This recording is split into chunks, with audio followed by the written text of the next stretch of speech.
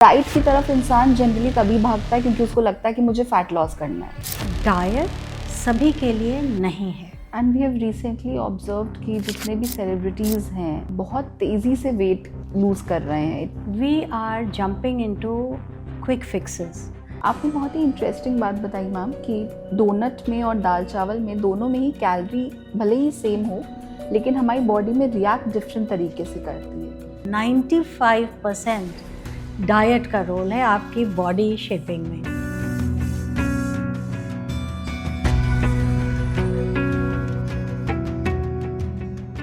मेरे कज़न की शादी है, मुझे किसी भी हाल में 10 किलो वज़न 1 महीने में कम करना है। Oh I need to fit in that dress. मुझे डॉक्टर ने डायबिटीज़ बताया है, अब तो अच्छी डाइट लेनी ही पड़ेगी। Sounds familiar right?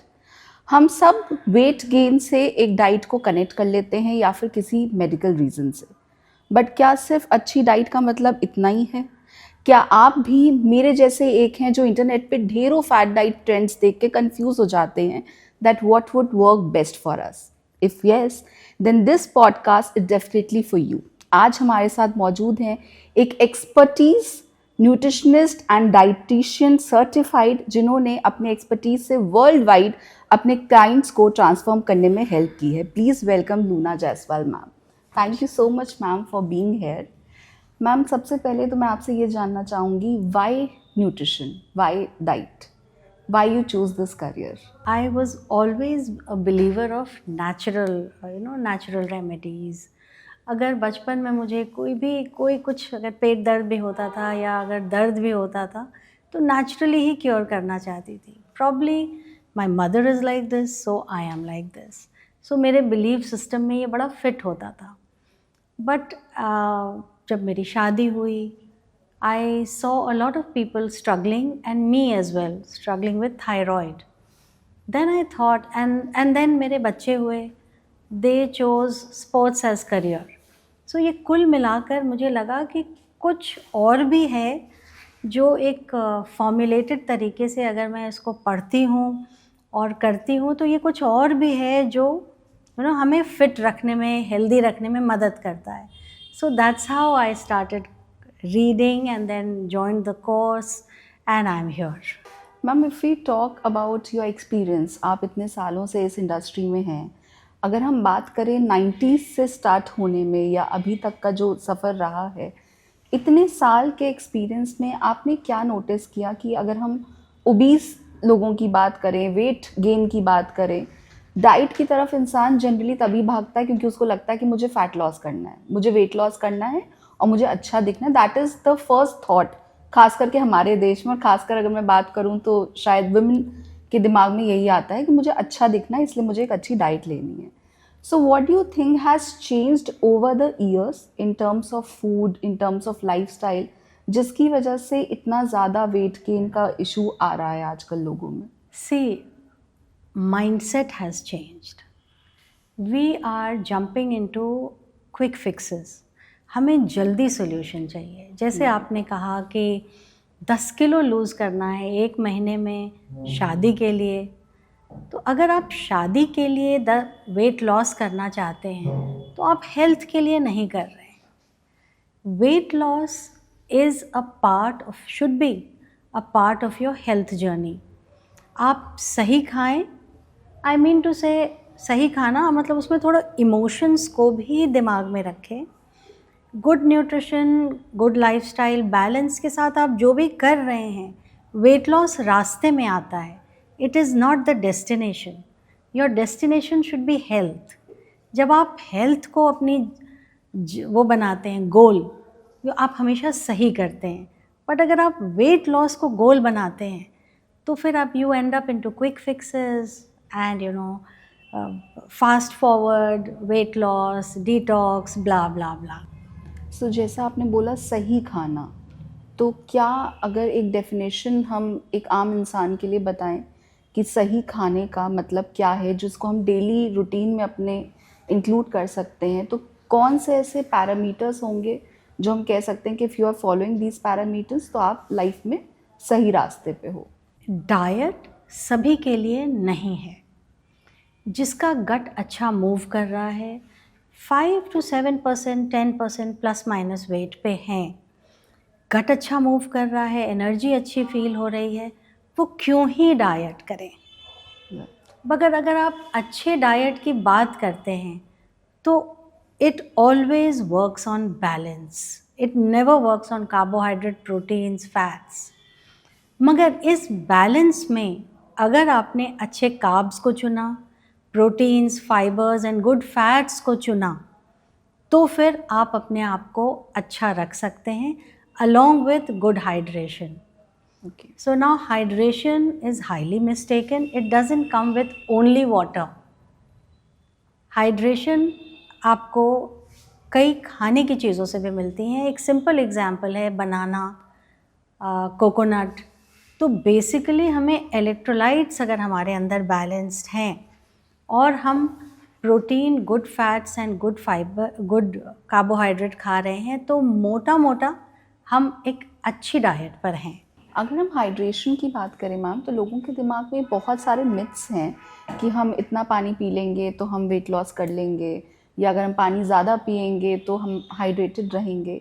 सो कितना पानी एक्चुअली में हमारी बॉडी के लिए नीडेड है कि वो ओवर भी ना हो और अंडर भी ना जाए? सही मापदंड आपके हाइड्रेशन का आपका मॉर्निंग यूरिन बताता है।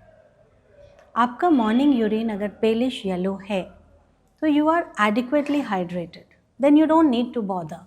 अगर आप अपनी बॉडी से हट करके सिर्फ किसी किताब में लिखे की वजह से आप एक्स्ट्रा पानी पीते हैं, तो एक तो मन नहीं होता, ऊपर से किडनी के ऊपर ज़्यादा लोड पड़ता है, and then you lose your balance. So इसलिए basically we need to listen to what our body is telling us. And also the weather.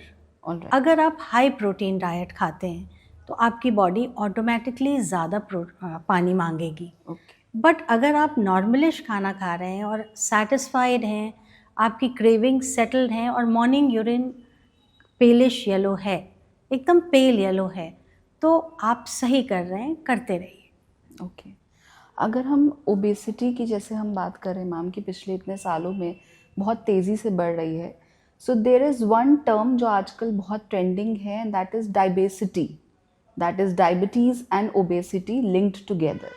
So is there any connection between these two कि obese लोगों को diabetes का खतरा ज़्यादा है, and that is why we are heading towards being the capital of diabetes? यहाँ पर दो चीज़ें हैं।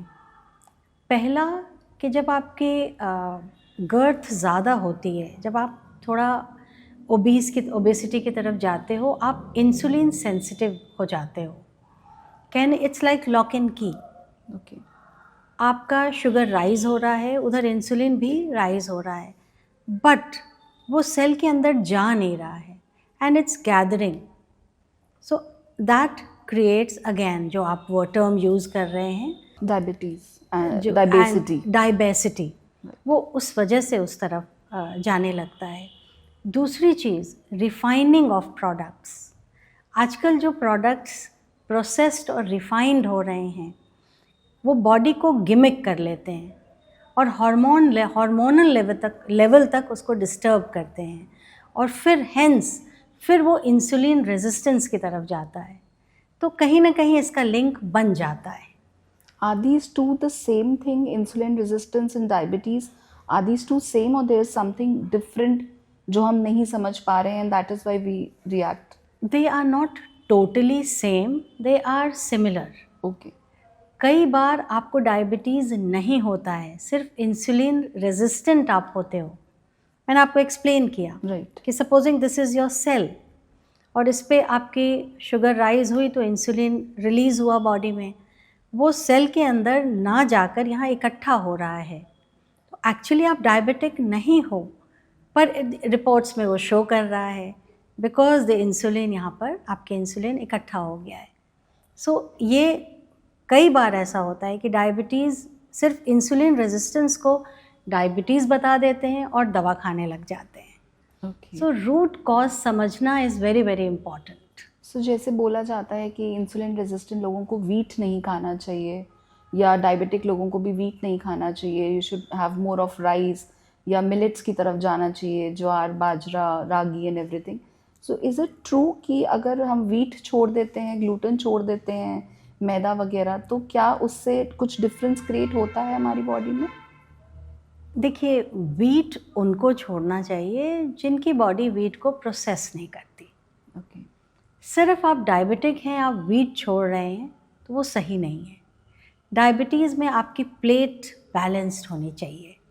तो आपके प्लेट में अगर आपके प्लेट में वीट की रोटी इतनी है और दाल थोड़ा है, सब्ज़ी थोड़ी है, तो फिर तो वो डायबिटीज़ फ्रेंडली प्लेट नहीं हुई। तो डायबिटीज़ के लिए आप वीट क्यों छोड़ें? You can balance your plate with wheat and win diabetes. And what about weight loss ma'am? अगर कोई वेट लॉस करना चाह रहा है तो उसमें ग्लूटेन कितना इम्पोर्टेंट है? जैसे मैंने कई लोगों को कहते हुए सुना है कि हम ग्लूटेन एलर्जिक हैं, हमने अभी ये चीज़ डिस्कवर की एंड जब छोड़ा ग्लूटेन तो हम वेट लॉस कर पा रहे हैं, तो वो कितना कनेक्टेड है आपस में? देखिए, ग्लूटेन इन्फ्लेमेशन से रिलेटेड है। ओके। आपकी डाइट में अगर डाइवर्सिटी है, ग्लूटेन भी है, दूसरे मिलेट्स भी हैं और भी सारी चीज़ें हैं, तो आपको कभी भी ये प्रॉब्लम नहीं फेस करना होगा। रैंडमली अगर आप ग्लूटेन छोड़ देंगे, आपको कोई इन्फ्लेमेशन नहीं है, फिर भी आप ग्लूटेन छोड़ रहे हैं, तो बॉडी उसकी यूज्ड टू हो जाएगी। दूसरी चीज़ है कि आजकल हम गेहूं को ना धोते हैं ना भिगोते हैं, बस, और गेहूं हमारा 1 साल पुराना नहीं होता है और हम उसको पीस देते हैं, right. Which creates inflammation. Again you will have to go to the root cause. क्या आपको छोड़ना चाहिए ग्लूटेन या नहीं? सिर्फ डायबिटीज़ है या हम ओवरवेट हैं तो हम ग्लूटेन छोड़ दें, ऐसा नहीं है। Only if you are allergic to it? Only Or- if the body is, yes, only if you are allergic or body is not processing it, Okay. then And how can we know that? How do we discover that? क्योंकि अगर बचपन आप से में सब common खाते आ sense रहे हैं। है, otherwise you will have to go to someone to. Get an allergic test or something. Not really, here allergic test does not work. Okay. Your symptoms tells you. All right. And what can the symptoms be? What can we expect? The symptoms are related to inflammation. The symptoms can be many. एक तो overweight हो रहे हैं आप, दूसरा वो आपको gastric issues आ रहा है, ब्लोटिंग आ रहा है। So these are all तो- because of gluten if it is not being processed Can properly. be, see, can be, but if you switch to देसी वीट्स, जो देसी वीट है, जो या फिर आप अपने घरों में आकर या फिर आप उसको चक्की से ले रहे हैं और वीट का सोर्स अच्छा है, 1 साल पुराना है, 1 साल पुराना is not very heating for the body. All right. अगर नया वीट आपने उगाया और तुरंत खा लिया, it's very heating for the body, that creates dryness in your body. So इस तरीके से ये लिंक होता है। तो इतना पहले के सिम्टम टाइम में जो हमारे घर में वीट पिसता था, लोग चक्की से स्पेशली जाके पिसवा के आते थे, आजकल तो पैकेट्स अवेलेबल हैं। So I feel this is the difference that is creating the issue, जो इतना not solely but yes. Somewhere. So if you still balance out, you can keep wheat or gluten in your diet. And I have heard people saying, जो diabetes है जिनको या जो obese हैं, उनको भूख ज़्यादा लगती है। अगर लोगों को बोला भी जाए, जैसे बहुत आसानी से लोग बोल देते हैं कि अरे आप ओवरवेट हैं, आप प्लीज़ थोड़ा कम खाया करिए, but if we talk to people, जैसे आप तो रोज़ बहुत लोगों से बात करते होंगे, it is very difficult to get that addiction broken, कि हम कैसे छोड़ें खाना। हम कोशिश करते हैं बट नहीं छोड़ सकते हैं, हमारा एपेटाइट ही वैसा है। Is there any connection insulin resistance का और हंगर का, जो हमें इतनी क्रेविंग्स होती हैं? कई बार ये आपके यहाँ पर 2 चीज़ें होती हैं। पहली है आपके स्टमक का साइज़ और दूसरा है हाइड्रेशन। तो स्टमक का साइज़ जब आपका बड़ा हो गया, इट्स लाइक अ बलून, तो आपका कम में फिर चलेगा नहीं, फिर तो ज़्यादा चाहिए, फिर बलून है और ज़्यादा चाहिए। दूसरी चीज़, कई बार होता है कि हम एडिक्वेट पानी नहीं पीते, तो उसमें हमें एक्चुअली प्यास लगी होती है और हम खाना दे देते हैं, तो उस समय का satisfy, yes, you confuse hunger with thirst, and then ये दोनों मिलाकर क्रेविंग में कन्वर्ट हो जाते। When you eat more, the body has to process more, it has to work harder. There's a lot of बहुत confusion body में चलने लगता है, एंड तो फिर ये अगेन लूप के जैसा आपको फिर और भूख, इस तरीके से साइज़ बड़ा होना, इस तरीके से ये एक लूप में आपको परे चला जाता है और फिर और भूख लगती है और भूख लगती है। एंड जो जनरली मैम डाइटिशियंस कहते हैं कि हमें हर 2 घंटे में कुछ खाना चाहिए, every 2 hours we need to have a snack or a small meal, portion control and everything. And then there we heard this trend which is growing very quickly on internet, that is IF, intermittent fasting. So is it good for our body? या फिर ये एक fat diet है जिसका कोई solution नहीं है, it is again something coming on the internet and trending? देखिए, intermittent fasting is a time restricted eating. इसमें आप कितना न्यूट्रिशन, हाइड्रेशन डालते हैं और कितना इसको बैलेंस तरीके से करते हैं, तो एक्चुअली अगर आप बैलेंस तरीके से करते हैं तो इट्स वेरी गुड। ओके। क्योंकि यहाँ पे इंसुलिन ड्रॉप होता है, आपको adrenaline and glucagon 2 hormone release होते हैं, इंक्रीज़ होते हैं, तो इससे आपकी बॉडी एक रिपेयर मोड पे चली जाती है। व्हेन यू स्टार्ट फास्टिंग, तो जब ये हार्मोन्स बैलेंस होके जब वो रिपेयर मोड पे आते हैं तो वहाँ पे ऑटोफजी काम करता है। ऑटोफजी इज़ सेल रिपेयर का एक सिस्टम होता है जहाँ पे पुराने सेल डिजेनरेट होते हैं और नए सेल बनते हैं। Okay. तो अगर आपने इंटरमिटेंट फास्टिंग से इसको इस तरीके से यूज़ किया, सही तरीके से करके, तब तो ये बहुत अच्छा है। पर अगर आपने अब्यूज़िव तरीके से, अब्यूजिंग आवर्स में किया, then it actually takes you off balance. How many hours is recommended, ma'am, for this? That is each to one. Okay, it depends on everybody. It depends on individual's metabolism. Okay. You asked me about 2 घंटे पे खाने वाली बात आपने Right, करी थी। right. अभी ये each body is different. कुछ बॉडी एक बार में ज़्यादा डिमांड करती, कुछ बॉडीज़ थोड़ा थोड़ा बार बार खाती हैं। You cannot fit each other in each other's frame. All right. तो आपको बेसिकली अपनी बॉडी की सुननी है, उसके डिमांड्स को रिस्पेक्ट करते हुए आगे बढ़ना है। हम डाइटिशियंस का हमारी ये ड्यूटी है कि जब भी आप कभी वेट लॉस के लिए डाइट कर रहे हो तो आपको क्रेविंग ना आए, आप जो खा रहे हो उससे आप सेटिस्फाइड फील करो, तभी तो आप उस रोड पे आगे बढ़ सकते हो। तो अगर हम आपकी डिज़ाइनिंग इस तरीके से आपकी बॉडी के सिंक में रख के करते हैं तो we are able to achieve our results. And इसमें कैलोरी डेफिसिट का क्या रोल है मैम, कि लोग कैलोरी काउंटिंग करते हैं? Again this is a very fancy method to do. Is it really working और it is just another story? See, calorie जैसे ऐप में काम करता है वैसे बॉडी में नहीं काम करता। Okay, interesting. तो ऐप में आपने डाला इतनी कैलोरी है इज इक्वल टू इतना प्रोटीन, बॉडी में वैसे वो काम नहीं करता। अब अगर आपने 250 या 300 कैलोरी का दाल चावल खाया और 250 कैलोरी का डोनट खाया, तो डोनट खाने के बाद आपको क्रेविंग होगी, दाल चावल खाने के बाद आपको थोड़ा सा डिफरेंट तरीके से बॉडी एक्ट करेगा। तो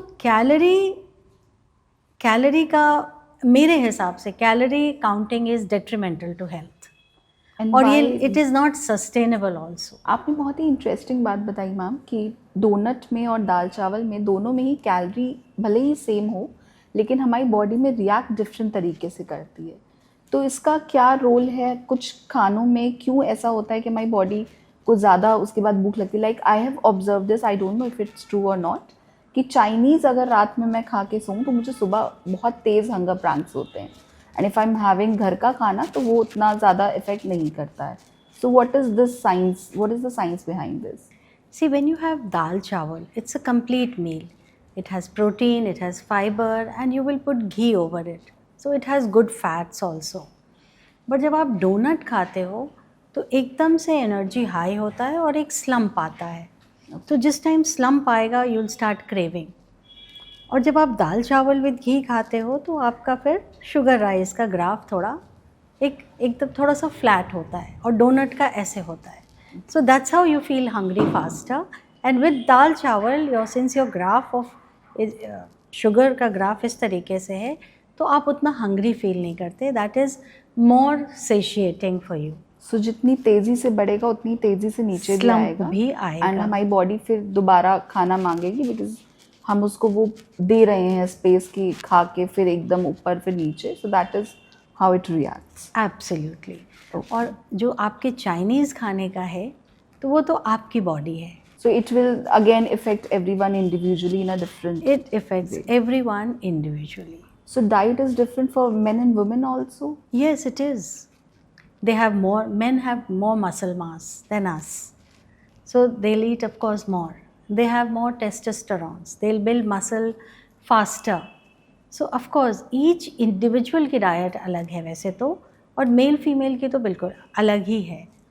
और जब हमें पढ़ाया भी जाता है तो उनकी नीड्स हमारी और मेल्स की बिल्कुल अलग होती है। सो अगर नॉर्मली कोई लेमैन है, उसको सोचना है कि हाँ अब मुझे डाइट शुरू करना है, देयर आर सर्टन सिग्नल्स जिनको वो यूज़ कर रहे हैं अपनी बॉडी के थ्रू, और उनको लगता है कि अब मुझे एक अच्छा डाइट लेना है, so what shall be the procedure? क्या सीधे कोई भी डाइट देख के फॉलो करना शुरू कर दें, सीधे डाइटिशियन के पास चले जाएं, या कुछ टेस्ट कराने चाहिए to find out what the actual problems is? What is the actual procedure for it? देखिए, एक्चुअल प्रोसीजर नहीं होता, आपको क्यों आप डाइट लेना चाहते हो। जैसे मैंने आपको अभी पहले बताया था कि why you want to take a diet, क्या गैप है, क्या आप लेस एनर्जेटिक फील कर रहे हो, क्या आप ओबीस हो, क्या आप ओवरवेट हो, क्या आपकी कंसंट्रेशन नहीं है। अगर ये इनमें कोई भी किसी भी बॉक्स पे आप टिक कर रहे हो, देन यू शुड एक्चुअली मतलब फिर आपको डाइट के बारे सोचना चाहिए। जब आपको अपनी डाइट चेंज करना है, आपको अपनी डाइट चेंज करनी है, इसमें हो सकता है आपको प्रोफेशनल हेल्प चाहिए, हो सकता है कि आप खुद से इसमें, जैसे कहते हैं ना, हाथ पैर मार करके आप खुद से भी बाहर निकल सकते हो। सबसे पहली चीज़ जो आपको चाहिए होती है वो है mindset. Yes, I want to bring in a change. Then you decide whether you want to take professional help, और आप चल रहे हो और हो सकता है कि माइल्ड हेल्प से आप आगे बढ़ जाते हो। यहाँ पर आपको अपने रेजीम में, अपनी डाइट में बैलेंस लाना आना चाहिए। Okay. सो आजकल मैंने देखा है कि प्रोफेशनल हेल्प काम कर जाता है, because there is a lot of information, hence there is a lot of confusion. Confusions, right? लोग इंटरनेट पे देख के कुछ भी फॉलो कर Yes, and even I tell people, take diet from ChatGPT. Still, they are not able to manage. So is it working? Is it, if normal diet तो वो दे ही देता है कि जो जनरल आप डेली में फॉलो कर पाओ, उतना सिंपल डाइट तो है ही। If you are able to manage with that, go ahead. But if you are not, then you should consult. And what is the role of exercise in it? अगर जैसे लोगों का एक मिथ रहता है जो एक्सरसाइज करते हैं या शुरू करना चाहते हैं डाइट, उनका एक मिथ रहता है कि कोई बात नहीं, आज चीट मील कर लिया, आज खा लिया, कल एक्सरसाइज करके निकाल लेंगे। सो इज़ इट वर्किंग? ये सच है? क्या हम ऐसा कर सकते हैं? सबसे पहले तो कोई चीट मील नहीं होती, कभी गिल्ट से खाना नहीं चाहिए, क्योंकि जब आप गिल्ट से खाते हो तो आपके एंजाइम्स वैसे बनते नहीं हैं।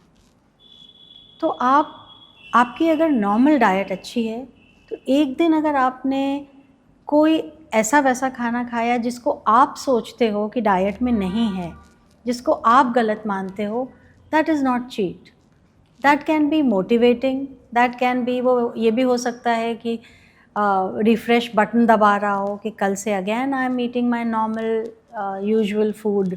सो जहाँ तक एक्सरसाइज का सवाल है, आप अगर एक्स्ट्रा खा करके फिर एक्सरसाइज से बर्न करोगे, that is not the correct way. Okay, आपने सुना होगा abs are made in the kitchen only. Right. So diet plays 70%, मुझे लगता है अभी आउटडेटेड हो गया है, 95% डाइट का रोल है आपकी बॉडी शेपिंग में। एक्सरसाइज आपको स्ट्रॉन्गर बनाता है, टोनर बनाता है, हेल्दियर बनाता है, but if you don't combine with a good diet तो वो कभी भी काम नहीं करेगा। सो बेसिकली सबसे पहले हमें अपने अंदर से फंक्शनिंग ठीक करनी पड़ेगी, देन ओनली कोई आउटर सोर्स हमारे ऊपर काम इट्स अ कॉम्बिनेशन। वैसे मैं आपको बताऊं, अगर आप ओवरडू करते हो एक्सरसाइज में तो फिर आपको या तो फिजियोथेरेपी करानी पड़ती है या आपकी एक्सरसाइज बंद हो जाती है। राइट, मोटिवेशन और टूट जाता है। क्योंकि नहीं, वो एक्सरसाइज बंद होती है क्योंकि आपको कोई इंजरी, कोई तकलीफ़ आ जाती है, कोई दर्द आ जाता है, इस वजह से एक्सरसाइज बंद होती है। इसलिए एक्सरसाइज को तो ओवरडू आप कर ही नहीं सकते। तो डाइट एक्सरसाइज हमेशा सस्टेनेबिलिटी मांगता है। तो एक्चुअली ऊपर वाले ने बड़ा अच्छा सा नियम बनाया है, पर उसको इतना ज़्यादा हम कॉम्प्लिकेट कर रहे हैं।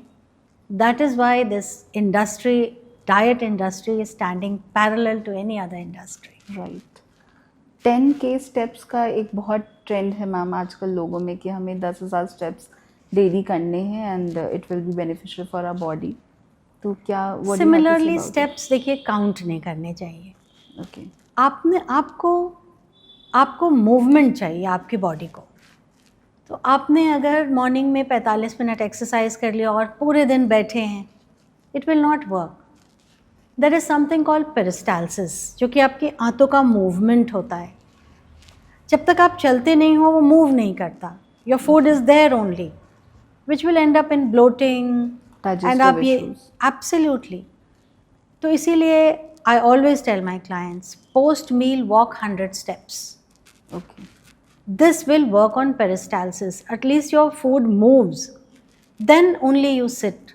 आई think this is very important for our viewers also that if we are walking, खाने के बाद 100 steps if we are taking, तो आई थिंक वो गट इश्यूज़ है या कॉन्स्टिपेशन के इश्यूज़ हैं उनको हेल्प कर सकता है। आप ट्राई करके देखें, it does help.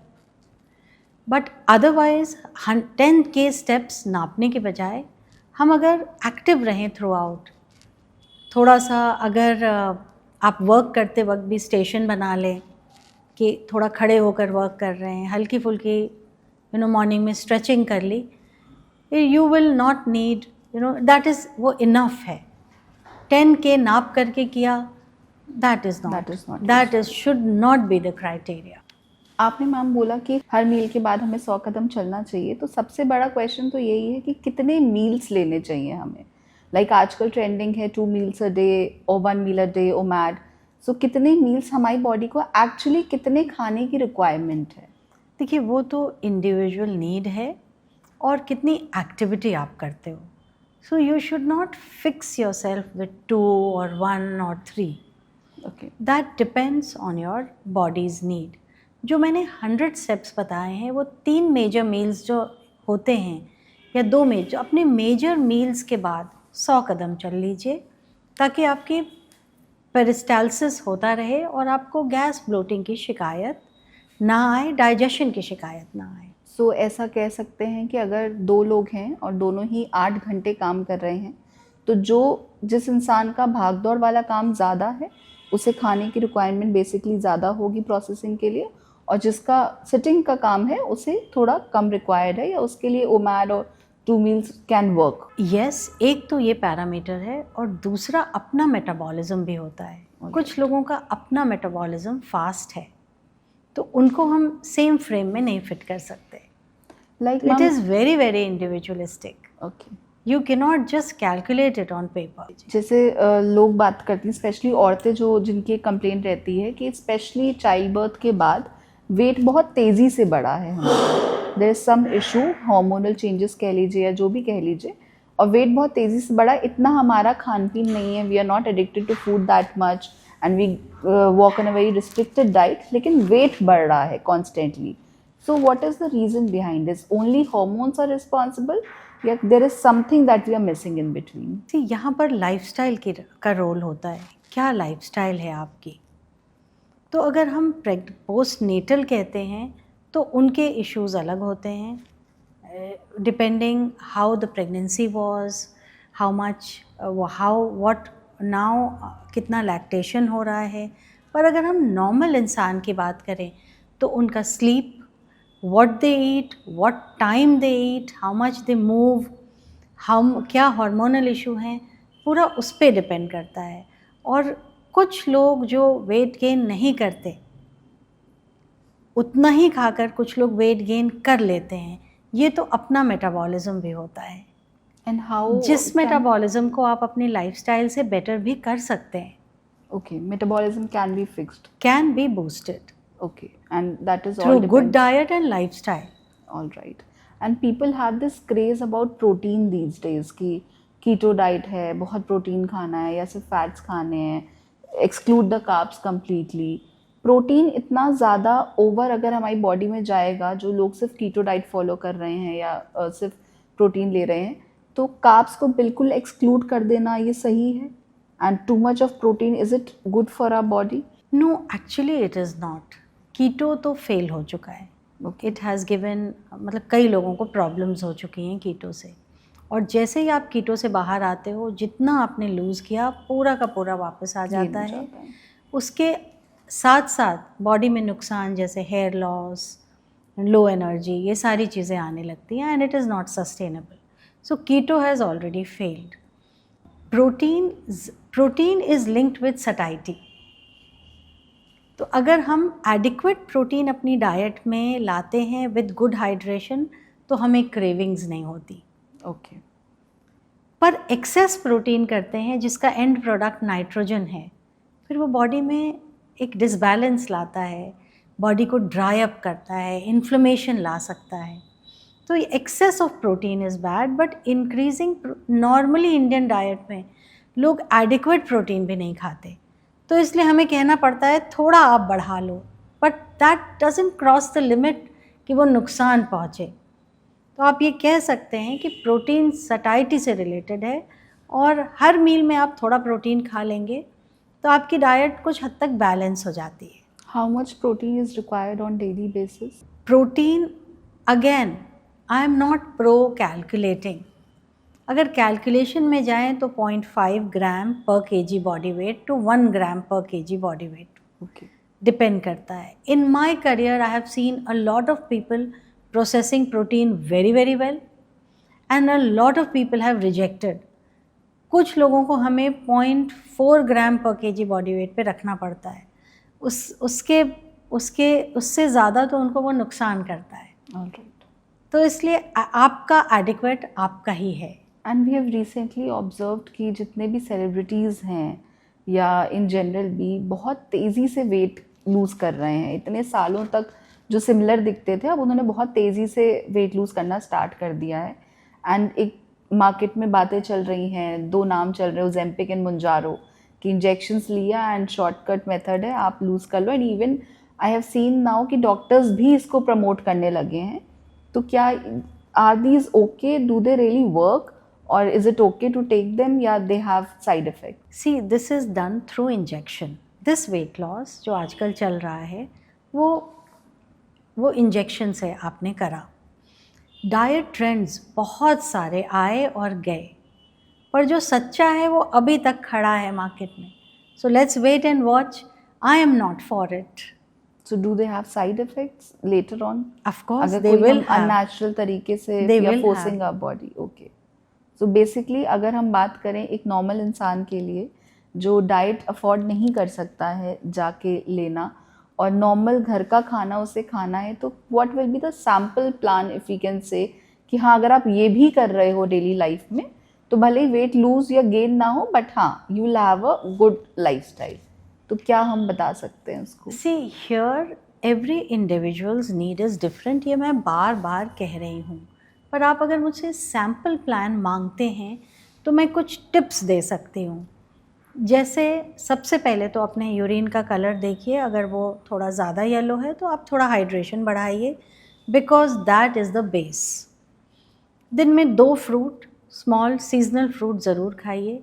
अगर आपको सीजनल रिचुअल्स पता हैं तो वो ज़रूर करिए. सैम्पल डाइट प्लान में आप ब्रेकफास्ट को अपना हेवीएस्ट मील मत मानिए. ओके. आप लंच को अपना heaviest meal of the day this मानिए. इज वेरी कॉन्ट्रडिक्टरी, क्योंकि लोग जनरली कहते हैं कि ब्रेकफास्ट शुड बी द कि राजा की तरह खाना I खाइए. will come to that, but let me complete this sample diet plan. So आप ब्रेकफास्ट में या तो थोड़े से कुछ घर का बना हुआ small portion with some protein, जैसे मूंग, चना, अंडा, वो ऐड कर दीजिए अलॉन्ग विथ घर का बना ताज़ा नाश्ता. But that should not be the heaviest meal of the day. Okay. Then your lunch has to be a complete thali. Now when you have done these 2 meals, your third meal at night post sunset should be designed according to the feeling, and you may keep it as lightest if you've done morning के दोनों breakfast and lunch. Otherwise you can design it accordingly.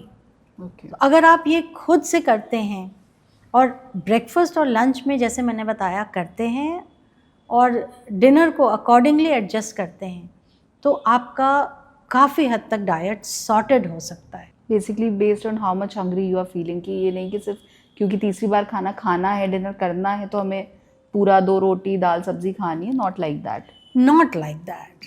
It has to be in sync with your body's need. Okay. And why you say breakfast should be the lightest meal?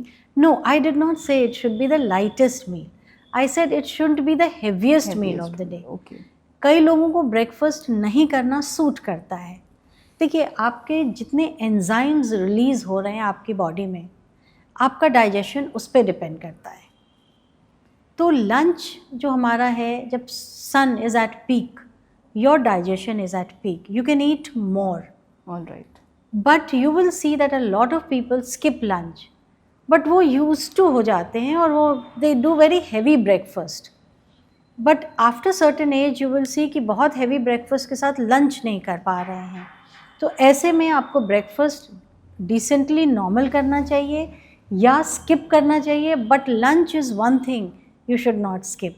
Again, the intermittent fasting concept that we can You wait till can lunch. link this with intermittent fasting, but fundamental आपको अपनी body के हिसाब से लेना पड़ेगा. So basically, आप ये कहना चाह रहे हो कि we have to listen to the signals our body is giving us. Absolutely. And we cannot follow anything blindly that is going on internet, or we heard from somewhere कि उसने गेहूं छोड़ दिया, उसका 5 किलो कम हो गया तो हमारा भी हो जाएगा. बिकॉज वो अदरवाइज बाद में जाके आप निराश हो जाते हो कि it is working for him, maybe I am doing something wrong, और वो मोटिवेशन टूट जाता है बीच में. राइट. आपने गेहूं छोड़ा, आपका कम हो गया, फिर जब आपने पकड़ा तो डबल बढ़ गया. Right. So you should know why you are leaving, and अपनी बॉडी की डिमांड्स और नीड्स तो सुननी ही चाहिए. A lot of things your body answers, आप सुनते नहीं हो. You are listening to the outer, this thing, this trend, or this one has done this. Listen to your body and थोड़ा mindfully, wisely decide करिए. You will, whatever you do, whether it's intermittent fasting or planning your own diet, you will do well.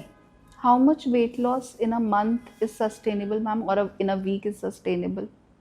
See, यहाँ पे month की बात कर सकते हैं. Sustainable weight loss की एक लिमिट होती है, इतने के बाद नहीं चाहिए, या वो अपना एक थ्रेशोल्ड के बाद कम होने लगता है.